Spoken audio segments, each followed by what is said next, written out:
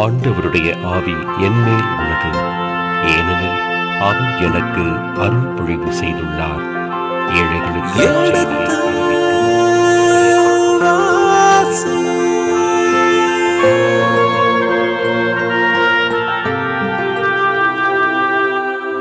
எடுத்து வாசி.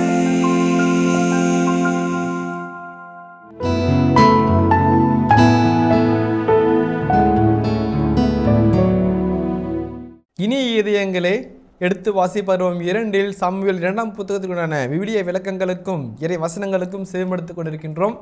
இதுவரை நாம் 5 அதிகாரங்களுடான விவிலிய விளக்கங்களுக்கும் இறை வசனங்களுக்கும் செவிமடுத்திருக்கின்றோம். இப்பொழுது நாம் 6ஆம் அதிகாரத்தை துவங்க இருக்கின்றோம். இந்த பகுதி சற்று முன்பாக தாவீது அரசனாக திருப்பொழிவு ஆகியிருக்கின்றார். அவருக்கு அடுத்து எல்லா மக்களுமே கடவுளோடு இருக்கின்றார் என்பதையும், மக்களுக்காகத்தான் தான் அரசன் என்பதையும் அறிந்திருக்கிறார் என்பதையும், அவர் சென்ற இடத்திலெல்லாம் கடவுளை கேட்டார், கடவுளும் அவரோடு முன்பாகவே அவருக்கு சென்றார் என்பதையெல்லாம் வாசித்திருக்கின்றோம். விளக்கங்களையும் பெற்றிருக்கின்றோம், வாழ்வியல் பாடங்களையும் அறிந்திருக்கின்றோம். இனி இந்த பகுதி என்னவாக இருக்கின்றது, தாவீதோடு கடவுளின் உறவு என்ன, மக்களோடு தாவீதின் உறவு என்ன என்பதையெல்லாம் அறிந்து கொள்ள ஆர்வமாக இருக்கின்றோம். வாருங்கள் நிகழ்ச்சியில் செல்வோம். முந்தைய பகுதிகளைப் போலவே இந்த பகுதியும் இறை வசனங்களையும் விளக்கங்களையும் வாழ்வியல் பாடங்களையும் கொண்டிருக்கும். அவற்றையெல்லாம் தந்தையிடமிருந்து ஆர்வமாக கேட்டு அறிந்து கொள்வோம். உங்கள் சார்பாக தந்தை அவர்களுக்கு வணக்கம் சொல்லி நிகழ்ச்சியை தொடங்குவோம். வணக்கம் தந்தை அவர்களே.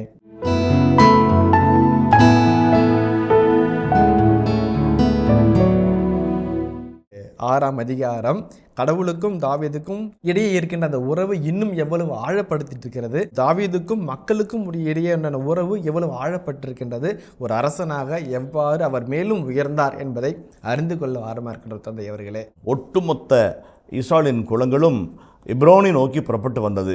ஆண்டவரால் ஆஸ்வதிக்கப்பட்டவன், ஆண்டவரால் முன்மொழியப்பட்டவர், ஆண்டவரால் திருப்பொழியப்பட்டவர் நீரே எங்களை ஆழ்வாயாக, சவுல் அரசனாக இருந்த காலத்திலே எங்களை ஆண்டு நடத்தியவன் நீதான் என்று சொல்லி இறைவனின் பெயரால் அவரை அரசாக ஏற்றுக்கொண்டார்கள். ஒட்டுமொத்த இஸ்ராயலும் அவரை நோக்கி இருந்த பொழுது அவர் ஆண்டவரை நோக்கி இருந்தார். அதுதான் கடந்த காலத்தில் நம்ம கண்ட செய்தி. திருப்பொழிவு பெற்ற பின் நாடுகளை எல்லைகளை விரிவுபடுத்துவது, ஆண்டவருக்கு உகந்த வாழ்க்கை வாழ்வது, ஆண்டவருக்காக மக்களுக்கு பணி செய்ய வேண்டும் என்ற மனநிலை கொண்டிருப்பது என்று கடந்த காலத்தில் பார்த்தோம். இந்த அதிகாரத்திலே தாவீதினுடைய ஸ்டஃப் என்னன்னு பார்க்குறோம். சப்ஸ்டன்ஸ் பாங்க.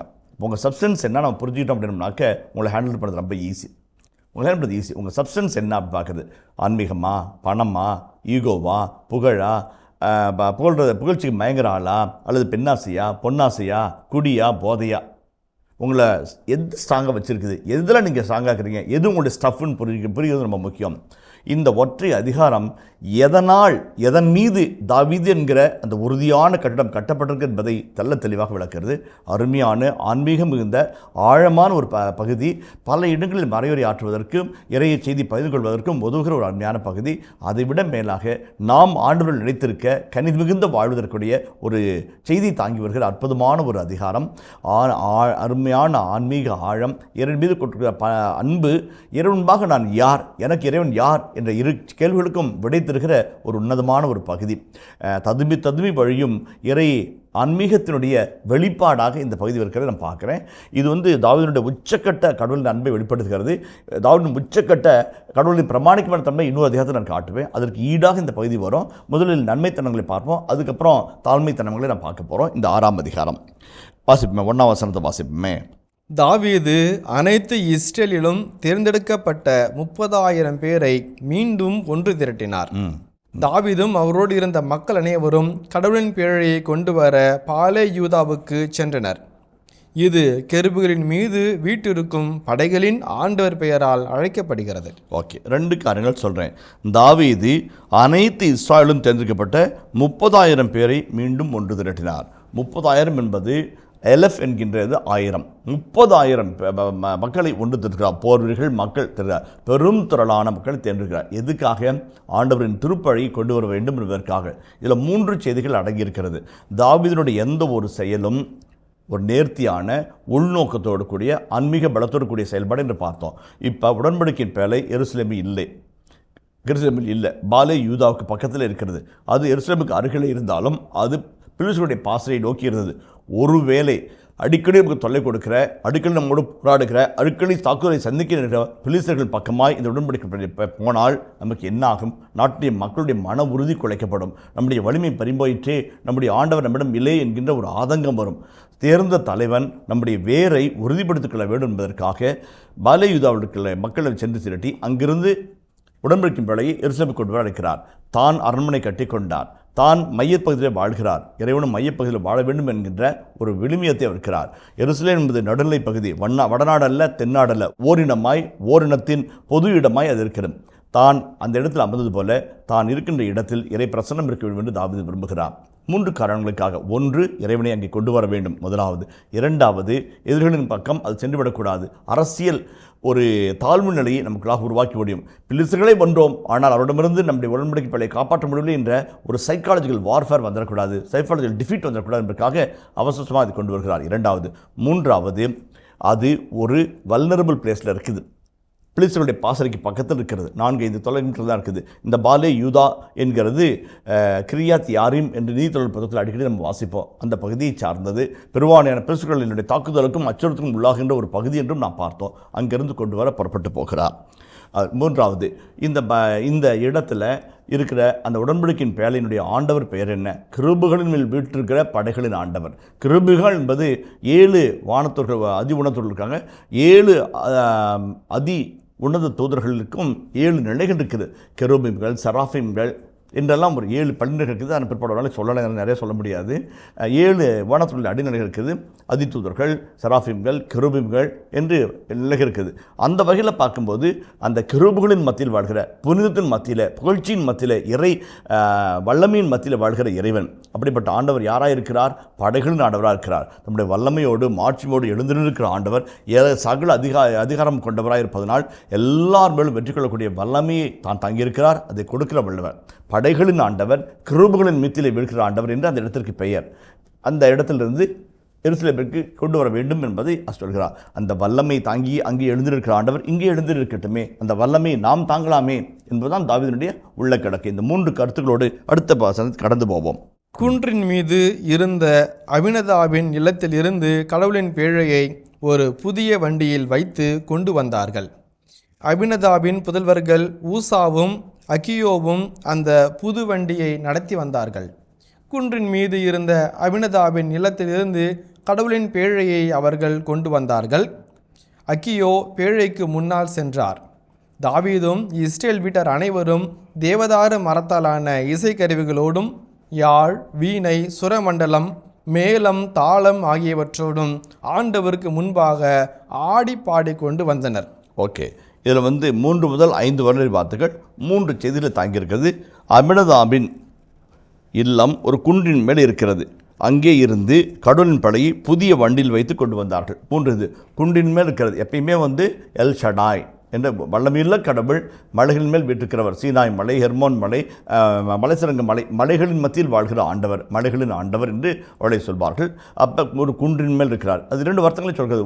குன்று என்பது எபிரேய மொழியில் பாமோத் என்கின்ற தொழுகை மேடையும் குறிக்கிறது. உயர்மான இடத்தில் ஆண்டுடைய பேலை வைக்கப்பட்டிருக்கிறது மரியாதை நிமித்தமாக. அதே போலவே கானானியர்கள் உயர்மான தொழுகை மேடுகளை அமைத்து அங்கே பள்ளி செலுத்தினார்கள். அந்த தொழுகை மேடுகள் இறைவன் இருப்பார். ஆகிய அவருடைய கானானிய வழக்கங்களை பின்பற்றி ஒரு தொழுகை மேடு உயரமான இடத்தை வைத்து யாவை இறைவனை வழிபட்டார் என்று நாம் கொள்ளலாம். அபினதாபினுடைய இல்லம் அங்கே இருக்கிறது. உயர்ந்த இடத்திலே ஸ்ட்ராட்டஜிக் பொசிஷனில் ஏறி வர முடியாத ஒரு குன்றின் மேல் ஆண்டவர் இருக்கிறது. அங்கே இருந்து அதை எடுத்துக்கொண்டு வருகிறார்கள். அதில் புதிய வண்டி என்ற வார்த்தையை பயன்படுத்துகிறார். நியூ கார்ட் என்று ஆங்கிலத்தில் சொல்கிறார்கள். புதிய வண்டி எதை குறித்து காட்டுகிறது? இதுவரை யாரும் ஏறாத கழுதைக்குட்டி ஒன்றை காண்பீர்கள், அதை அவிழ்த்து வாருங்கள் என்று சொல்கிறார். யாரும் ஏறாத, இதற்காக லூக்கா எப்பயுமே இயேசுவை ஒரு நல்ல மனிதராக, உயர்ந்த மனிதராக பார்ப்பார். எல்லாமே புதுசாக இருக்கும். இதுவரையில் அந்த கலரில் யாரும் வைக்கவில்லை. அதெல்லாம் லூக்காவுடைய அழகாக இயேசுக்கா கொடுக்குற ஒரு ஸ்பெஷல் இம்பார்ட்டன்ஸு இல்லைங்களா? நம்ம வீட்டில் எல்லாருக்கும் இருந்தாலும் அம்மா நம்ம போக்கில் மட்டும் அப்படியே மொருவலாக இருக்கிற பணியாரத்தை வைக்கும். அம்மா என்னம்மா எங்களுக்கெல்லாம் தீஞ்சு போனது அப்படி அவங்க பாப்பா சொல்லும். அம்மா ஒரு அந்த ஸ்பெஷல் யாருக்கு என்ன கொடுக்கணும், ஒரு அதில் நல்லது கொடுக்கணும். அதான் அது இந்த லூக்காவுக்கு நினச்சி. அப்போ இந்த ஆண்டவருக்கு உகந்ததை, பிரியமானதை, புதுசாக இந்த புதிய வண்டியில் எதுவும் ஆண்டோட பிரச்சனை தான் வரணும் அப்படின்னு மக்கள் வருது. ரொம்ப நல்ல ஒரு அருமையான கருத்து. இஸ்ராயல் மக்களுக்கும் தாவீதுக்கும் ஒரு புதிய வண்டியில் வச்சு கூட்டிகிட்டு வர்றார். அந்த புது வண்டியை நடத்தி வந்தார்கள். அந்த புது வண்டிக்கு ஒரு சின்ன வருது சொல்லணும்னு ஆசைப்பட்றேன். ஏன்னாக்க காயின், ஆபேல் இருவருமே பள்ளி செலுத்தினாங்க. ஆபேல் ஆண்டவருக்கு உகந்த பள்ளியை செலுத்தினான். காயினுடைய பலியை ஆண்டவர் ஏற்றுக்கொள்ளவில்லை. அவன் வந்து நல்லதை நம்ம கடைசி கிளாஸ் நம்ம டீச்சர்லாம் சொல்லுவாங்க, ஆபேல் வந்து அப்படி கொழுத்தாடு கொழுகுழுன்னு ஆடு, இப்படி உருண்டையான கண், புசு புசுன்னு முடி, அதை கொண்டு வந்து கொடுத்தான். காயின் வந்து அழுகின பழம், நாத்தம் பிடிக்கிற கத்திரிக்காய் அப்படின்னு டீச்சர் நம்ம பிள்ளைங்க சொல்லிக் கொடுப்பாங்க. அப்படி செய்ததாக விவிலியத்தில் எதுவும் இல்லை. ஆண்டவர் உள்ளத்தை விட்டு பார்க்கிறவர் எந்த மனநிலையில் கொடுத்தார். ஆனால் ஆபேல் வந்து உயர்ந்ததை கொடுத்தான் என்று பைபிள் இருக்குது. காயின் கெட்டதை கொடுத்தான்னு சொல்லவில்லை. தாவீதுடைய நல்லதை மட்டும்தான் ஆபேலுடைய நல்லதை ஆசிரியர் வெளியே கூட்டிட்டு காட்டுகிறார். எதுக்கு நான் சொல்கிறேன் அப்படின்னாக்க, கடவுளுக்கு கொடுக்கும்போது கணக்கு பார்க்கக்கூடாது. கடவுள் கொடுக்கும்போது உயர்ந்ததை நலமானதை நம் உள்ளத்திலிருந்து விஞ்சி நிற்கிறதை கொடுக்க வேண்டும். ரொம்ப ரொம்ப முக்கியம். குருக்களை மலாக்கி புத்தகத்தின் 2ஆம் அதிகாரத்தில் சாடுவார், கடுமையாக சாடுவார். அப்படிப்பட்ட ஒரு கடுமையான சாடலை விழுத்தின் எந்த பக்கத்திலும் பார்க்க முடியாது. அதுவும் குருவை சாடுவார். அதை சொல்லுவார், உன் உதத்திலிருந்து புறப்பட்டு போகிற ஆசி மொழிகளை சாபமாய் மாற்றுவேங்கிறார். நீ காட் பிளஸ் யூ அப்படின்னாக்க பின்னாடி நின்று காட் கர்ஸ்யூன்னு ஒன்றை சொல்லுவேன் என்று சொல்கிறார். அவ்வளோ கடுமையான வார்த்தை பார்த்ததே கிடையாது. உன் ஆசி மொழிகளை சாபமாக மாற்றுவேன் என்று சொன்னார். ஏன்னாக்க குருக்கள் பழி செலுத்தும் போது என்ன செய்கிறாங்கனாக்க ஒரு காம்ப்ரமைஸ் பண்ணிக்கிறாங்க. என்ன காம்ப்ரமைஸ் பண்ணிக்கிறாங்கனாக்க, வீட்டிலேருந்து ஆடு எடுத்துகிட்டு வந்தாவோ, வீட்டிலேருந்து கண்ணுக்குட்டி எடுத்துகிட்டு வந்தாவோ, வீட்டிலேருந்து வெள்ளாடு செம்மறி ஆடு எடுத்துகிட்டு வந்தாவோ அவங்க ஒத்துக்க மாட்டாங்க. கோயிலில் தான் வாங்கணும்னு கட்டாயப்படுத்துகிறாங்க. போஸ்ட் எக்ஸிபிட்டில் நாடு கடத்தப்பட்ட பின் எழுப்பப்பட்ட ஆலயத்தில் பழிமுறைகள் இப்படி நடக்குது. ஆகாய புத்தகத்துலையும் இந்த இதில் சொல்லப்பட்டிருக்கிறது. அப்போ வந்து மலாக்கி புத்தகத்திலும் அப்போ என்ன சொல்கிறாங்க, இங்கே தான் வாங்கணும் அப்படின்பாங்க. எப்படி வாங்குறது? இது வந்து 100 ஷெக்கல், இது வந்து 90 ஷெக்கல், இது 80 ஷெக்கல் அப்படி கொடுப்பாங்க. 100 கூட வாங்கிட்டு போவான், 80 வாங்கிட்டு போவான். இது 40 ஷெக்கல், எனக்கு 20 அப்படிமா. ஏன் 40 ஷெக்கல்? அது கொஞ்சம் ஊனம், அதை எடுத்துக்க, எனக்கு 20 தனியாக கொடுத்துட்டு போய் ஒப்புக்கிட்டு நான் ஓகே சொல்லிடுறேன் அப்படிம்பாரு. உங்கள் குவாலிட்டி செக் இருக்காங்க.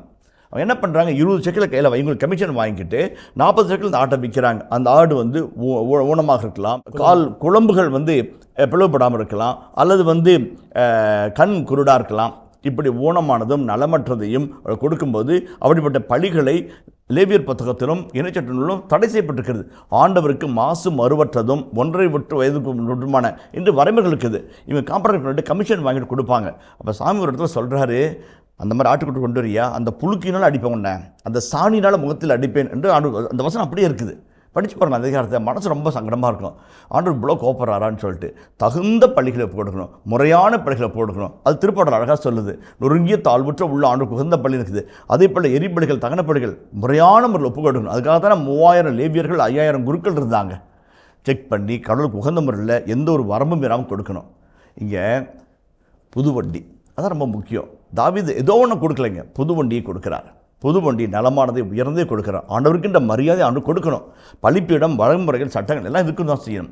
கடவுள் கொடுக்கும்போது உயர்ந்ததை நலமானதை தாவீது கொடுக்க விரும்பினார். புது வண்டியில் அந்த உடன்படிக்கைகளை வைத்து வருகிறார். இது வந்து மெட்டீரியல் டிஸ்போசிஷன், பொருட்களை பற்றில் நம்முடைய மன இது அதில் இருக்குது. அடுத்து பாருங்கள், குன்றின் மேல் இந்த அமிர்தாபன் இல்லத்திலிருந்து கடவுளின் பள்ளி அவர்கள் கொண்டு வந்தார்கள். பேழைக்கு முன்பாக அகியோ சென்றான். தாவீதும் இஸ்ராயேல் வீட்டாரும் அனைவரும் தேவதாரு மரத்தான இசைக்கருவிகளோடும் யாழ், வீணை, சுரமண்டலம், மேளம், தாளம் ஆகியவற்றோடு ஆண்டவருக்கு முன்பாக ஆடி பாடி கொண்டு வந்தார்கள்.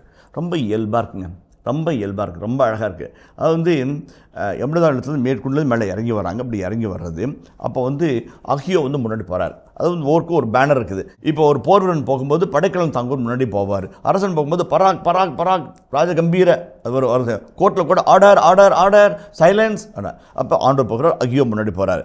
அதுக்கு பின்னாடி சுரமண்டங்களோடும் யாழோடும் மத்தளங்களோடும் தம்புரா கருவிகளோடும் மக்கள் ஆடி பாடிக்கொண்டு வரார். தாவீதும் இஸ்ராயேல் வீட்டாரும். இப்போ அழகான செய்தி பாருங்கள், தாவீதும் இஸ்ராயேல் வீட்டாரும். அதில் 4 செய்தி சொல்கிறேன். சின்ன செய்தி தான், நம்ம மனசுக்குள்ள ஒரு சின்ன சின்ன கருத்துக்களை சொல்கிறதா பார்க்குறேன். தாவீது வந்து அரசர். அவர் வந்து பல்லக்கில் கூட வரலாம், குதிரை மேலே கூட வரலாம், தேரில் கூட வரலாம். கீழே இறங்கிட்டார். மக்களோடு தாவீதும் இஸ்ராயேல் வீட்டாரும், இல்லைங்களா? அதான் தாவீதும் இஸ்ராயேல் வீட்டாரும் இறங்கிட்டார். அவங்களோட 10ஓடு 11. அவர் முன்னாடி அரசனானே நீ யார்? ஒரு பிள்ளை. நான் யார்? அவர் பிள்ளை. நானும் நீ நானும் ஒன்று, அவ்வளோதான். அரசன், ஆண்டி, பதவி, பட்டம், மகுடம், மண், சாமி தான் எல்லாத்துக்கும். இப்போ நிற்கிறான் பாருங்க. அதுதான் தலைமைத்துவம், அதுதான் கடவுள் விரும்புகிற தலைமைத்துவம். அவர் முன்னாடி நம்மளை தாழ்த்திக்கணும். அவர் அந்த செயலில் காமிக்கிற வார்த்தையில் பின்னாடி சொல்லுவார் பாருங்க, அப்படியே செத்து போயிடலாமல் இருக்கும். அவ்வளோ அழகான வார்த்தை சொல்வார். நின்றுக்கிறாரு. அதே மாதிரி தேவதார் மரன்றது உயர்ந்த மரம். நம்ம டீ கூட்டு பண்ணுறாங்களா, பர்மா தேக்குங்கிறாங்களா, அது மாதிரி தேவதார் வந்து உயர்ந்த மரங்கள். அந்த மரத்தில் யாழ் மண்டலங்கள்லாம் இது பண்ணிட்டு ஆடி பாடிட்டு வராங்க. சும்மா வரலைங்க, அப்படி ஆடி பாடிட்டு வராங்க. உடன்படிக்கை பாடியே அபினதாபுடைய இல்லத்திலேருந்து எடுத்துகிட்டு வராங்க, ஆடி பாட்டு வராங்க. சில சமயங்களில் ஆண்டோருக்குரிய மரியாதையை எவ்வளோ தன்னை தாழ்த்தி வந்து மக்களோடு மக்களைந்து ஆடி பாடி துதித்து எல்லாரும் இது என் ஆண்டவன் அறிக்கையிடுகிற ஒரு வெளிப்பாட்டு செல்தான் ஆடி பாடுது.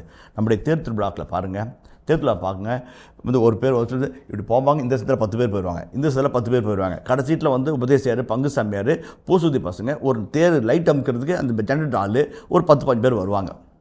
எதற்காக யாருக்காகன்னு யாருக்குமே தெரியாது. நான் வந்து யாரையும் சாடலை. கடவுளுக்குரியதை கடவுளுக்கும் செசாருக்குரியதை செசாருக்கும் கொடுக்க வேண்டும் இல்லைங்களா? ஒரு தேர் எடுக்கிறோம் அப்படின்னோம்னாக்க அந்த தேர் திருவிழா என்பது பல சாடல்கள் இருக்கிறது, சிலை வழிபாடு அதெல்லாம் சொல்கிறாங்க. அதை தாண்டிய நம்முடைய மரியாதை ஆண்டுகளாக கொடுத்து இது என் ஆண்டவர் என்று ஊர் முழுக்க உலகம் முழுக்க அறிக்கையிடுகின்ற ஒரு அற்புதமான திருநாள். கரங்களில் ஜமாலை ஏந்தி ஆவே என்று உறக்க பாடி அன்னையே எங்கள் தாயே என்று சொல்லி உலகம் அறுக்கும்போது ஒவ்வொரு மக்களும் அது எங்கள் தாயாக இருக்கக்கூடாதா என்ற ஒரு எண்ணத்தை வெளிப்படுத்த சாட்சிய பாட்டிக்கு தான் இந்த தேர் திருவிழா அழைக்கிறது. ஆமாம், இப்போ வந்து ஒரு சிலர் வந்து வாதாடுவாங்க, 60,000 ரூபாய்க்கு பட்டாசு வெடிக்கலைன்னா இந்த வருஷம் தேர் வந்து தேராக இருக்காதும்பாங்க. ஆனால் ஜமாலுக்கு வரமாட்டாங்க, தேருக்கு வரமாட்டாங்க, பட்டாசு கொளுத்திட்டு இருப்பாங்க.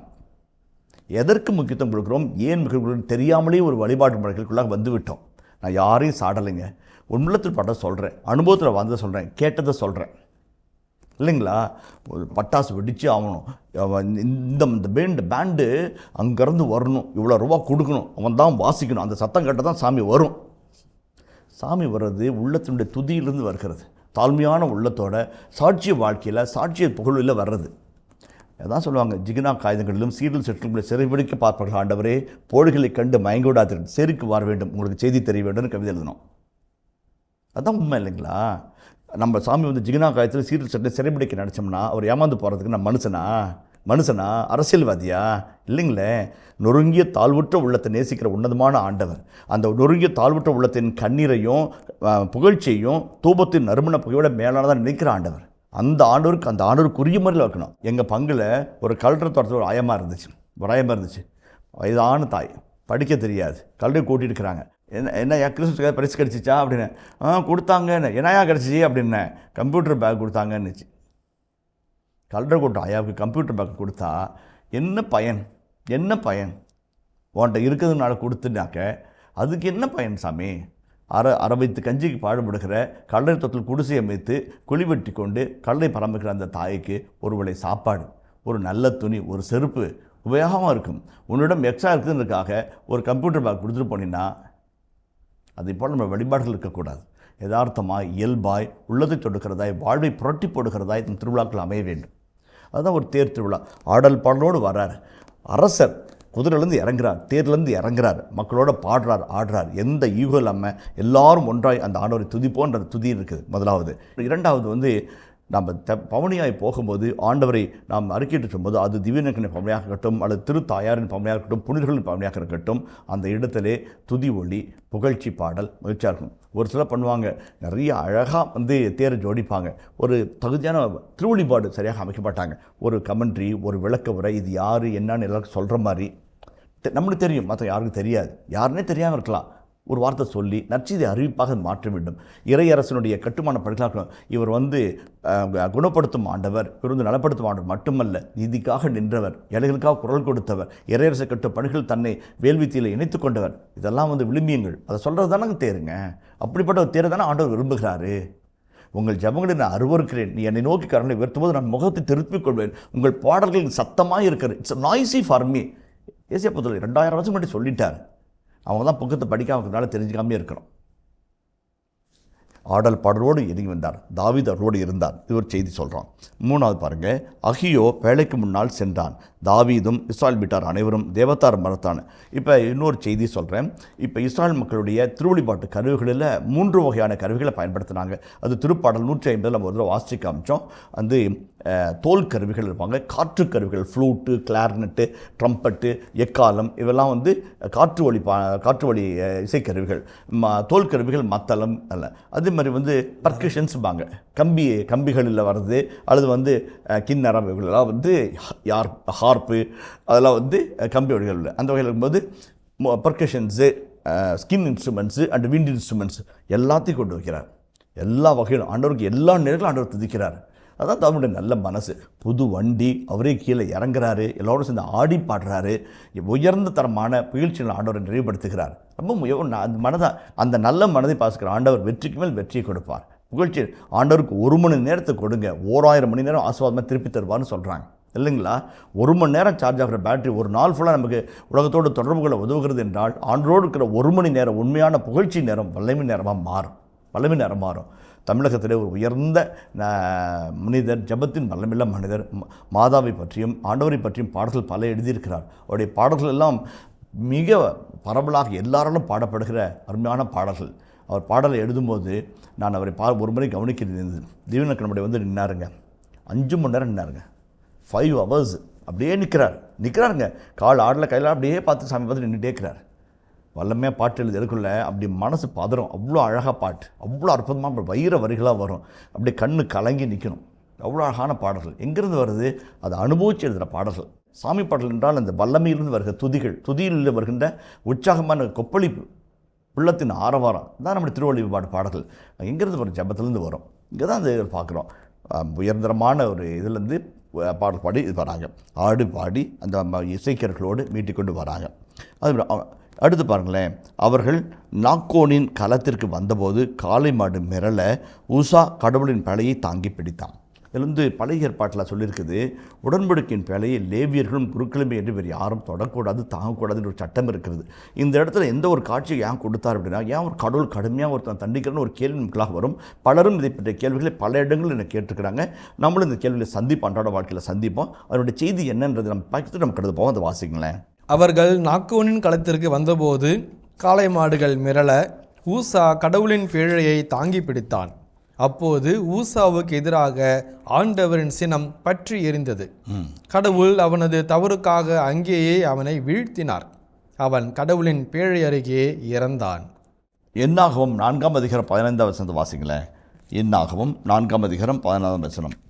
விளக்கிற்கென எண்ணெய், வாசனை தூபம், அன்றாட உணவு படையல், திருப்பொழிவு எண்ணெய் ஆகியவற்றுக்கான பொறுப்பு குரு ஆரோன் புதல்வன் எலையாசரை சார்ந்தது. திரு உறைவிடம் முழுவதும் அதிலிருக்கும் அனைத்தையும், தூயகத்தையும் அதிலிருக்கும் பாத்திரங்களையும் அவனே மேற்பார்வையிட வேண்டும். 2 வகையான இறைக்குள்ள மக்களை சந்திக்கிறோம். புனித பொருட்களை கையாளுகிறவர்கள் லேவியர்கள், குருக்கள். அந்த குருக்கள் ஆரோனின் வடிவந்த குருக்களாக இருக்க வேண்டும் என்று அந்த எண்ணிக்கை நூல் குறிப்பிட்டு சொல்கிறது. ஊசா என்கிறவர் லேவிய குலத்தை சார்ந்தவர். அவருக்கென்று ஒரு வரைமுறைகள், அவருக்கென்று ஒரு படிநிலைகள் இருக்கிறது. இனிய இதயங்களே, எடுத்து வாசி பருவம் 2 சாமுவேல் 2ஆம் புத்தகத்துடனான விவிலிய வசனங்களுக்கு செயல்படுத்திக் கொண்டிருக்கின்றோம். இதன் தொடர்ச்சியை மீண்டும் அடுத்த பகுதியில் தொடர்வோம். அதுவரை இணைந்திருங்கள். இயேசுவுக்கே புகழ், இயேசுவுக்கே நன்றி, மரியே வாழ்க. குருத்துவ பாரம்பரியத்தில் சொல்லும்போது ஆண்டவர் என்றால் அதை யார் தொடணுமோ அவங்க மட்டும் தான் தொடணும். அவர் மட்டும் தான் தொடணும். அவருக்குள்ளே தான் அவர் தான் ஆண்டவர் நியமிச்சுக்கிறார். அவங்கள நம்புகிறாரு. அந்த புனிதத்தையும் கட்டி காப்பாங்கன்னு நினைக்கிறார். இறைவன் நம்பும்போது நான் ஏன் நம்பக்கூடாது? இறைவன் மன்னிக்கும் போது நான் ஏன் மன்னிக்கக்கூடாது? இறைவன் பெருந்தன்மையோடு இருக்கும்போது நீ ஏன் ஒரு குறுகிய மனப்பான்மையில் குத்தி காமிச்சு கிழிச்சு அவமானப்படுத்தி அவருடைய வாழ்க்கையும் நம்பிக்கையும் ஏன் சீர்குலைக்கிறாய்?